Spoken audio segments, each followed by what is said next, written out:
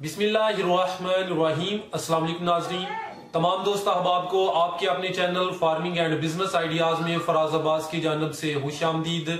दोस्तों, इस वक्त मैं मौजूद हूँ ऐसे फार्म पर जहां 50 के करीब जानवर हैं। इनके फार्म की खास बात यह है कि इनके पास 30 के करीब बफलोज हैं, इसके अलावा 20 कोज हैं।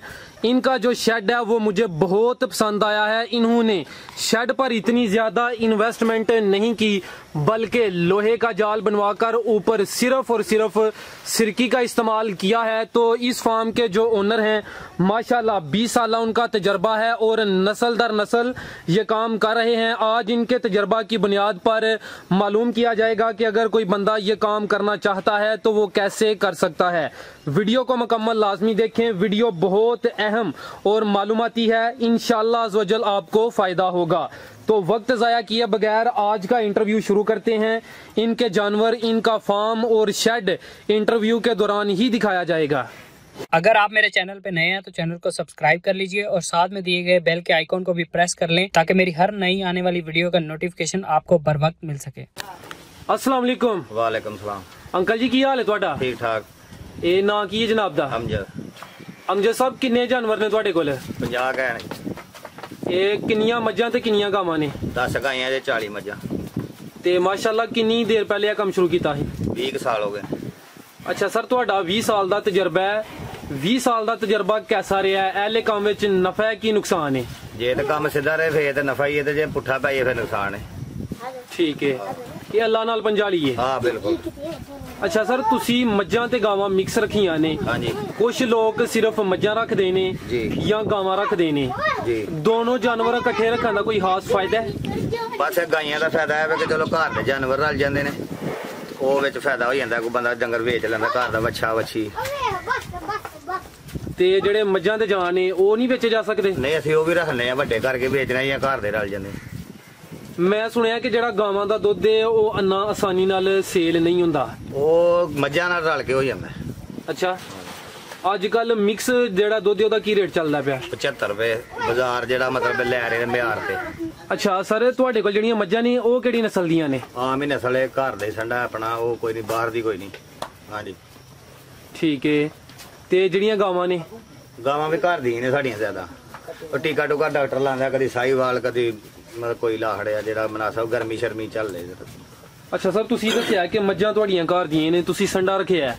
ਕੁਝ ਲੋਕ ਇਹਨਾਂ ਨੂੰ ਇੰਜੈਕਸ਼ਨ ਲਗਵਾਉਂਦੇ ਨੇ। ਹਾਂਜੀ। ਆਪਣਾ ਸੰਡਾ ਰੱਖਣਾ ਬਿਹਤਰ ਹੈ ਕਿ ਇੰਜੈਕਸ਼ਨ ਲਗਵਾਉਣਾ ਬਿਹਤਰ ਹੈ? ਇਹ ਤੇ ਇੰਜੈਕਸ਼ਨ ਦੇ ਸਹੀ ਗੱਲ ਪੁੱਛੋ, ਮੁਤਮੈਨ ਹੀ ਨਹੀਂ। ਉਹ ਕੀ ਵਜ੍ਹਾ ਸਰ? ਨਹੀਂ, ਉਹ ਪਤਾ ਹੈ ਕਿ ਉਹ ਜਿਹੜਾ ਮਤਲਬ ਵੇਖੀ ਨਹੀਂ ਜਿਹੜੀ ਚੀਜ਼, ਉਹਦਾ ਕੀ ਭਰੋਸਾ ਹੈ। ਸੰਡੇ ਦਾ ਤਾਂ ਪਤਾ ਰੱਖਿਆ। ਠੀਕ ਹੋ ਗਿਆ। ਹਾਂਜੀ। ਤੇ ਸਰ 20 ਸਾਲ ਪਹਿਲੇ ਤੁਸੀਂ ਕਿੰਨੇ ਜਾਨਵਰਾਂ ਤੋਂ ਕੰਮ ਸ਼ੁਰੂ ਕੀਤਾ ਸੀ? 5-6 ਜਾਨਵਰ ਪਹਿਲੇ ਵਾਲਾ ਸਾਹਿਬ ਕਰਦੇ ਸਨ। ਮਾਸ਼ਾਅੱਲਾ 5-6 ਜਾਨਵਰਾਂ ਤੋਂ ਇੰਨੀ ਬਰਕਤ ਪਈ ਹੈ ਤੇ ਇਜ਼ਾਫਾ ਹੋਇਆ ਹੈ। ਜੀ ਜੀ। ਅੱਛਾ ਸਰ, ਤੁਸੀਂ ਰੋਜ਼ਾਨਾ ਉਹਨਾਂ ਨੂੰ ਕੀ ਖਿਲਾਉਂਦੇ ਪਿਲਾਉਂਦੇ ਹੋ? ਸਵੇਰ ਤੋਂ ਲੈ ਕੇ ਨਾ ਸ਼ਾਮ ਤੱਕ ਦੀ ਰੂਟੀਨ ਦੱਸਣੀ ਹੈ ਤਰਤੀਬ ਵਾਈਜ਼। ਤਰਤੀਬ ਇਹ ਪੱਠੇ ਜਿੰਨੇ ਖਾ ਲੈਣ ਪਾਈ ਜਾਣੇ ਨੇ, ਯਾਨੀ ਕਿ ਮਤਲਬ ਡੱਕ ਲੈਣਾ ਵੀ ਭੁੱਖੀਆਂ ਰਹਿ ਜਾਣ। ਇਹ ਹੁੰਦਾ ਵੀ ਤਰਤੀਬ ਕੋਈ ਨਹੀਂ, ਇੱਕ ਰੇੜਾ ਖਾ ਜਾਣ, 2 ਖਾ ਜਾਣ, 3 ਖਾ ਜਾਣ, 4 ਵੀ ਖਾ ਜਾਣ, ਪਾਣੇ ਹੀ ਪਾਣੇ। ਇਹ ਸਵੇਰ ਸਭ ਤੋਂ ਪਹਿਲੇ ਇਹਨਾਂ ਨੂੰ ਪੱਠੇ ਪਾਉਂਦੇ ਹੋ ਕਿ ਚੁਆਈ ਕਰਦੇ ਹੋ? ਪਹਿਲੇ ਚੁਆਈ ਕਰਨੀ, ਤੂੜੀ ਪਾ ਕੇ ਤੇ ਵੰਡਾ ਪਾ ਕੇ। ਤੇ ਉਸ ਤੋਂ ਬਾਅਦ ਫਿਰ 2-3 ਘੰਟੇ ਬਾਅਦ ਬਾਹਰ ਬੰਨਣੀ ਹੈ, ਫਿਰ ਪਾਣੀ ਫਿਰ ਪੱਠੇ ਪਾ ਲੈਣੇ। ਤੁਸੀਂ ਬਾਹਰ ਇਹਨਾਂ ਨੂੰ ਚਾਰਨ ਤੇ ਨਹੀਂ ਖੜਦੇ? ਨਹੀਂ, ਬਸ ਛੱਪੜ 'ਚ ਬਿਠਾਣੀਆਂ ਨੇ ਘੰਟਾ 1-2 ਜਾਂ। ਤੇ ਦੁਪਹਿਰੀ ਫਿਰ ਕੋਈ ਚਾਰਾ ਪਾਉਂਦੇ ਉਹਨਾਂ ਨੂੰ? ਹੁਣ ਚਾਰਾ ਹੀ ਖਾ ਰਹੀਆਂ ਨੇ। ਤੇ ਸ਼ਾਮੀ ਫਿਰ ਪਾਉਦੇ? ਸਾਰੀ ਰਾਤ ਹੀ ਖਾਂਦੇ ਰਹਿਣਾ ਨਾ। ਠੀਕ ਹੈ। ਬਾਰ-ਬਾਰ ਨਹੀਂ ਪਾਣੇ, ਰਹਿਣਾ ਹੀ ਅੱਗੇ। ਅੱਛਾ, ਇਹ ਸਾਰਾ ਦਿਨ ਇਹਨਾਂ ਨੂੰ ਸਬਜ਼ ਚਾਰਾ ਇਸਤੇਮਾਲ ਕਰਾਉਂਦੇ ਹੋ ਕਿ ਤੂੜੀ ਤੇ ਵੰਡਾ ਵੀ ਇਸਤੇਮਾਲ? ਤੂੜੀ ਬਸ ਚੁਆਈ ਦੇ ਟਾਈਮ। ਇਹ ਯਾਨੀ ਕਿ ਸਵੇਰ ਵੀ ਤੇ ਸ਼ਾਮੀ? ਹਾਂਜੀ। ਤੇ ਵੰਡਾ ਕਿੰਨਾ ਇਹਨਾਂ ਨੂੰ ਪਾ ਰਹੇ ਹੋ? ਵੰਡਾ ਪਾ ਰਹੇ ਅਸੀਂ ਟੁਕਰੇ ਤੇ ਰੋਟੀਆਂ, ਮੈਂ ਚੋਕਰ ਤੇ ਘੋੜੀ ਖਾਲ, ਬਸ ਇਹ 3 ਚੀਜ਼ਾਂ। ਜਿਹੜਾ ਵੰਡਾ ਸਿਰਫ ਦੁੱਧ ਦੇਣ ਵਾਲੇ ਜਾਨਵਰਾਂ ਨੂੰ ਖਿਲਾ ਰਹੇ ਹੋ ਕਿ ਸਾਰੇ? ਦੁੱਧ ਵਾਲਿਆਂ। ਇੱਕ ਜਾਨਵਰ ਨੂੰ ਰੋਜ਼ਾਨਾ ਦਾ ਕਿੰਨਾ ਕੁ ਵੰਡਾ ਖਿਲਾਉਂਦੇ ਹੋ? ਤਕਰੀਬਨ 7 ਕਿਲੋ ਇੱਕ ਟਾਈਮ ਦਾ। ਠੀਕ ਹੈ। 3.5 ਕਿਲੋ ਸਵੇਰ ਤੇ 3.5 ਕਿਲੋ ਸ਼ਾਮੀ। ਬਿਲਕੁਲ। ਤੇ ਇੱਕ ਜਾਨਵਰ ਰੋਜ਼ਾਨਾ ਦੇ ਕਿੰਨੇ ਕੁ ਪੱਠੇ ਖਾਈ ਜਾਂਦਾ, ਕੋਈ ਹੈ ਅੰਦਾਜ਼ਾ? ਤਕਰੀਬਨ 60 ਤੋਂ 70 ਕਿਲੋ। ਇੱਕ ਜਾਨਵਰ ਖਾਈਆਂ ਜਿਹੜੇ ਅੱਜ ਕੱਲ ਦੇ ਪੱਠੇ ਨੇ ਔਰ ਜਿਹੜੇ ਅੱਗੇ ਪਿੱਛੇ ਕੋਈ 2 ਮਣ ਵੀ ਖਾ ਸਕਦਾ, 100 ਕਿਲੋ ਵੀ ਖਾ ਸਕਦਾ। ਅੱਛਾ ਹਾਂਜੀ ਮਾਸ਼ਾਅੱਲਾ ਤੁਹਾਡੇ ਜਾਨਵਰ ਵੀ ਵੇਖੋ ਨਾ ਕਾਫੀ ਸਿਹਤਮੰਦ ਨੇ, ਇਹਦਾ ਮਤਲਬ ਹੈ ਕਿ ਨਾ ਕੁਛ ਖਾਦਾ ਹੈ। ਅਸੀਂ ਇਸ ਤੋਂ ਪਹਿਲੇ ਵੀਡੀਓ ਬਣਾਈਆਂ ਨੇ, ਉਹ ਲੋਕ ਇਹ ਕਹਿੰਦੇ ਨੇ ਕਿ ਤਕਰੀਬਨ 35-40 ਕਿਲੋ ਖਾਂਦੇ ਨੇ, ਪਰ ਇਹ ਕਿ ਉਹਨਾਂ ਦੇ ਜਾਨਵਰ ਵੀ ਕਮਜ਼ੋਰ ਹੁੰਦੇ ਨੇ। ਇਹ ਵੇਖੋ ਨਾ ਤੁਹਾਡੇ ਜਿੰਨੇ ਵੀ ਜਾਨਵਰ ਨਜ਼ਰ ਆ ਰਹੇ ਨੇ ਮਾਸ਼ਾਅੱਲਾ ਸਿਹਤਮੰਦ ਨੇ। ਠੀਕ ਹੈ, ਇਹੀ ਵਜ੍ਹਾ ਕਿ ਤੁਸੀਂ ਆਪਣੇ ਜਿਹੜਾ ਜਾਨਵਰਾਂ ਨੂੰ ਕਿ ਚਾਰਾ ਜਿਹੜਾ ਨਾ ਉਹ ਖੁੱਲਾ ਡੁੱਲਾ ਪਾਉਂਦੇ ਹੋ ਜਿੰਨਾ ਵੀ ਖਾਣ। ਠੀਕ ਹੈ। ਅੱਛਾ ਸਰ ਮਾਸ਼ਾਅੱਲਾ ਤੁਸੀਂ ਕਾਫੀ ਜ਼ਿਆਦਾ ਉਹਨਾਂ ਨੂੰ ਸਬਜ਼ ਚਾਰਾ ਵੀ ਪਾਉਂਦੇ ਹੋ, ਖਲ ਵੰਡਾ ਵੀ ਪਾਉਂਦੇ ਹੋ ਪੇ, ਤੇ ਇੱਕ ਜਾਨਵਰ ਤੇ ਰੋਜ਼ਾਨਾ ਦਾ ਕਿੰਨਾ ਕੁ ਖਰਚਾ ਆ ਜਾਂਦਾ ਹੈ? ਤਕਰੀਬਨ 5 ਤੋਂ 600। 5 ਤੋਂ 600? ਹਾਂ 600 ਤੱਕ ਸਹੀ ਤੇ ਸਾਲਾਨਾ ਡੰਗਰ ਗੁਜ਼ਾਰਾ ਕਰਦਾ ਹੈ। ਠੀਕ ਹੈ। ਨਹੀਂ ਮਾਸ਼ਾਅੱਲਾ ਸਰ ਖਰਚਾ ਤੁਸੀਂ ਸਹੀ ਦੱਸਿਆ ਕਿ ਜਿੰਨੀ ਤੁਸੀਂ ਇਹਨਾਂ ਦੀ ਸੇਵਾ ਕਰਦੇ ਹੋ ਨਾ, ਤੇ ਉਹਦੇ ਹਿਸਾਬ ਨਾਲ 500-600 ਮੇਰੇ ਹਾਲ ਨਾਲ ਬਹੁਤ ਆਉਂਦੇ। 1 ਰੁਪਈਆ ਵੀ ਨਾ ਆਪਾਂ ਉਹ ਬੰਨ ਛੜੋ ਕੁੱਟ ਕੇ ਡੰਗਰ ਨੇ ਕੀ ਕਹਿਣਾ। ਬਿਲਕੁਲ ਜੀ ਜੀ। ਤੇ ਸਰ ਸਬਜ਼ ਚਾਰਾ ਤੁਹਾਡਾ ਆਪਣਾ ਹੈ ਕਿ ਬਾਜ਼ਾਰੋਂ ਮੁੱਲ ਖਰੀਦਨੇ? ਅੱਛਾ ਪੈਲੀਆਂ ਚ। ਇਹ ਪੈਲੀ ਕਿੱਲੇ ਦੇ ਹਿਸਾਬ ਤੇ ਲੈਂਦੇ ਹੋ? ਕਿੱਲੇ। ਸਬਜ਼ ਚਾਰੇ ਦਾ ਕਿੱਲਾ ਕਿੰਨੇ ਦਾ ਮਿਲ ਜਾਂਦਾ ਹੈ? ਇਸ ਤੋਂ ਪਿੱਛੇ ਤੇ ਮਿਲਦਾ ਰਿਹਾ 40 ਦਾ ਵੀ, 45 ਦਾ ਵੀ, ਹੁਣ ਮਿਲਦਾ ਪਿਆ 30 ਦਾ, 35 ਦਾ। ਠੀਕ ਹੈ। ਅੱਛਾ ਸਰ ਤੁਹਾਡੇ ਟੋਟਲ ਜਾਨਵਰ 50 ਨੇ, 50 ਜਾਨਵਰਾਂ ਚੋਂ ਕਿੰਨੇ ਦੁੱਧ ਦਿੰਦੇ ਜੇ? ਤਕਰੀਬਨ 25-26 ਦੇ ਰਹੇ ਨੇ ਜੀ। ਕਿੰਨੀਆਂ ਮੱਝਾਂ ਤੇ ਕਿੰਨੀਆਂ ਗਾਵਾਂ ਦੁੱਧ ਦੇ ਰਹੀਆਂ ਨੇ? 7 ਗਾਵਾਂ ਦੁੱਧ ਦੇਣ ਡੀਆਂ ਨੇ। ਠੀਕ ਹੈ। ਤੇ 20 ਮੱਝਾਂ ਦੁੱਧ ਦੇਣ। ਮਾਸ਼ਾਅੱਲਾ 27 ਜਾਨਵਰ ਹੈ ਨੇ। ਤੇ 27 ਜਾਨਵਰਾਂ ਦਾ ਰੋਜ਼ਾਨਾ ਦਾ ਕਿੰਨਾ ਕੁ ਦੁੱਧ ਹੋ ਜਾਂਦਾ ਹੈ? ਇਹ ਦੁੱਧ ਹੋ ਜਾਂਦਾ ਜੇ ਤਕਰੀਬਨ ਇੱਕ ਟਾਈਮ ਦਾ 3 ਮਣ। ਠੀਕ ਹੈ ਮਾਸ਼ਾਅੱਲਾ। ਅੱਛਾ ਸਰ ਜਿਹੜਾ ਤੁਹਾਡਾ ਸ਼ੈੱਡ ਇਹ ਮੈਂ ਬੜੇ ਗੌਰ ਨਾਲ ਵੇਖਣਾ ਪਿਆ ਕਿ ਤੁਸੀਂ ਜਿਹੜਾ ਨਾ ਲੋਹੇ ਦਾ ਜਾਲ ਇਸਤੇਮਾਲ ਕੀਤਾ ਹੈ, ਇਸ ਤੋਂ ਇਲਾਵਾ ਉੱਤੇ ਤੁਸੀਂ ਸਰਕੀ ਦਾ ਜਿਹੜਾ ਨਾ ਉਹ ਇਸਤੇਮਾਲ ਕੀਤਾ ਹੈ। ਤਾਂ ਕੀਤਾ ਇਸ ਵਾਸਤੇ ਕਿ ਉਹ ਤੋਂ ਠੰਡਾ ਰਹੇਗਾ।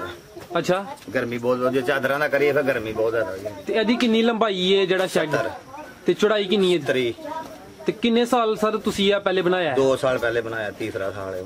ਕਿੰਨੀ ਇਹਦੇ ਤੇ ਲਾਗਤ ਆ ਗਈ ਹੈ? ਉਦੋਂ ਤਕਰੀਬਨ ਪੌਣੇ 2 ਲੱਖ ਆਇਆ। ਅੱਛਾ ਸਰ ਆ ਵੇਖੋ ਨਾ ਸਿਰਕੀ ਵਿੱਚੋਂ ਸਾਹਮਣੇ ਉਤੋਂ ਜਿਹੜਾ ਨਾ ਸੁਰਾਖ ਨਜ਼ਰ ਆ ਰਹੇ ਨੇ, ਜਦੋਂ ਬਾਰਿਸ਼ ਹੁੰਦੀ ਹੈ ਤੁਹਾਨੂੰ ਮਸਲਾ ਨਹੀਂ ਬਣਦਾ ਮਸਲਾ ਸਿਆਲ ਚ ਅਸੀਂ ਇਹਦਾ ਕਰ ਲੈਣੇ, ਗਰਮੀ ਚ ਕੋਈ ਮਸਲਾ ਨਹੀਂ ਹੁੰਦਾ। ਇਹ ਗਰਮੀ ਚ ਕੀ ਬੰਦੋਬਸਤ ਕਰਦੇ ਹੋ ਫਿਰ? ਨਹੀਂ ਗਰਮੀ ਚ ਤਾਂ ਕਰਦੇ ਹੀ ਨਹੀਂ, ਗਰਮੀ ਚ ਆਪੇ ਕਹਿੰਦੇ ਕੋਈ ਗੱਲ ਨਹੀਂ ਪਈਆਂ ਨਾਣ। ਤੇ ਸਰਦੀ ਵਿੱਚ ਇਹਨੂੰ ਢਾਂਪ ਦਿੰਦੇ ਹੋ? ਹਾਂ ਇਹਦੇ ਉੱਤੇ ਕਕਸ਼ਕ ਪਾ ਕੇ ਬਕਾਇਦਾ ਉੱਤੇ ਤਰਪਾਲਾਂ ਦੇਣੀਆਂ। ਅੱਛਾ ਅਗਰ ਕਿਸੇ ਬੰਦੇ ਕੋਲ ਜ਼ਿਆਦਾ ਪੈਸੇ ਨਹੀਂ ਹੈ ਤੇ ਉਹ ਇਹੋ ਜਿਹਾ ਸ਼ੈੱਡ ਬਣਾ ਸਕਦਾ? ਬਿਲਕੁਲ। ਤੁਸੀਂ ਅਗਰ ਅੱਲਾ ਨਾ ਕਰੇ ਕੱਲ ਉਹਨੂੰ ਸੇਲ ਵੀ ਕਰਨਾ ਚਾਹੋ ਤੇ ਇਹ ਲੋਹੇ ਦੇ ਭਾਅ ਸੇਲ ਹੋਈ ਇਹਦਾ? ਜਿੰਨੇ ਦਾ ਲਿਆ ਉਹਨੇ ਦੇ ਵਿਕ ਜਾਣਾ ਇਹਨੇ। ਠੀਕ ਹੈ। ਅੱਛਾ ਅੰਕਲ ਜੀ ਹੋ ਰਿਹਾ ਨਾ? ਜੀ ਲੋਹੇ 'ਚ ਇਜ਼ਾਫਾ ਹੋ ਰਿਹਾ। ਹਾਂਜੀ ਅੰਕਲ ਜੀ ਇਹ ਦੱਸੋ ਕਿ ਜਾਨਵਰਾਂ ਨੂੰ ਕੋਈ ਬਿਮਾਰੀਆਂ ਵਗੈਰਾ ਵੀ ਹੁੰਦੀਆਂ ਜੇ? ਬਿਲਕੁਲ ਹੁੰਦੀਆਂ ਨੇ ਜੀ। ਕਿਹੜੀ ਬਿਮਾਰੀ ਹੁੰਦੀ ਹੈ? ਬਿਮਾਰੀ ਬੁਖਾਰ ਜੀ, ਮੂੰਹ ਖੋਰ, ਇੱਕ ਕੋੜ ਹੁੰਦਾ, ਇਹ 3-4 ਬਿਮਾਰੀਆਂ। ਬੁਖਾਰ ਦਾ ਕੀ ਇਲਾਜ ਕਰਦੇ ਹੋ?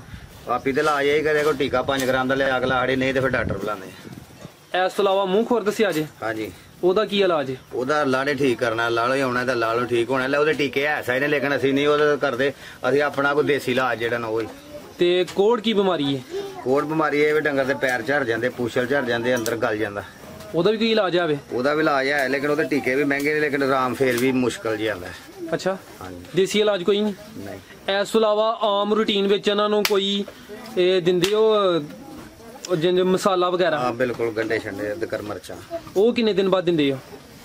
ਹੱਕ ਤੇ 8 ਦਿਨ ਬਾਅਦ ਬਣਦਾ, ਇੱਥੇ ਸਾਲ ਬਾਅਦ ਦਿੰਦੇ। ਅੱਛਾ ਆ ਪੱਠੇ ਪਾ ਥੱਕੇ ਹੁੰਦੇ ਨੇ। ਠੀਕ ਹੈ। ਤੇ ਜਦੋਂ ਇੱਕ ਜਾਨਵਰ ਸੂਣ ਵਾਲਾ ਹੁੰਦਾ ਹੈ ਉਸ ਤੋਂ ਕੋਈ ਮਹੀਨਾ ਸਵਾ ਪਹਿਲੇ ਉਹਦੀ ਕੋਈ ਖਾਸ ਸੇਵਾ ਕਰਦੇ ਹੋ? ਤੇਲ ਜਾਂ ਘਿਓ ਵਗੈਰਾ ਦਿੰਦੇ ਹੋ? ਨਹੀਂ ਕੋਈ ਸ਼ੈ ਨਹੀਂ। ਤੇ ਸੂਣ ਤੋਂ ਬਾਅਦ ਚ ਵੀ ਬਸ ਵੰਡਾ ਹੀ ਖਾਣਾ ਨੇ। ਤੇ ਅਗਰ ਜਾਨਵਰ ਅਟਾ ਨਾ ਸੁੱਟੇ ਉਹਦਾ ਕੋਈ ਇਲਾਜ ਆਵੇ? ਕੋੜੀ ਖਾਲ।